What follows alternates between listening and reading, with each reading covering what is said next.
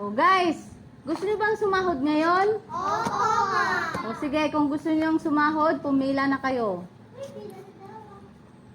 O, ikaw, anong pangalan mo? Ami po. Anong trabaho mo, Ami? Tigawalis po ng buong kantin. Sigurado bang malinis ang kantin natin? Opo, sigurado po ako dyan. Oh, ang sahod mo ngayon dahil malinis ang gawa mo, kaya pagigihan mo pa sa susunod. Thank you, ma'am. Oh. Next! Ikaw, anong pangalan mo? Monica po. Anong trabaho mo, Monica? Nagahugas po ng mga plato tapos mga baso. Sigurado ka bang malinis ang paghugas mo? Opo. Oh, sige, ito ang sahod mo ngayon.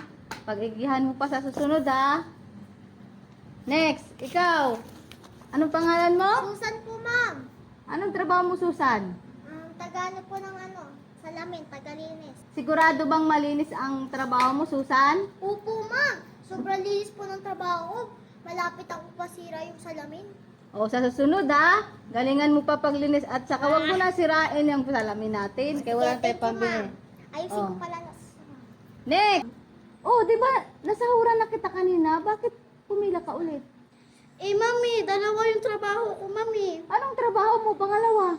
Tigahugas ng puwet ni sir. Sigurado ka bang malinis yung puwet ni sir mo? Opo, sigurado po ako.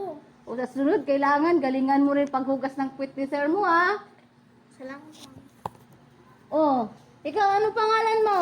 Monica po. Oh, di ba nasahuran na kita, Monica? Dalawa po yung trabaho ko eh. Anong trabaho mo? Takasuot ng brief ni sir. Inayos mo pagsuot ng brief ng sir mo? Opo. O, sige ha, sa sunod, lalo mong galingan, ha? Opo, madam. Next! Anong pangalan mo? Susan, ma'am.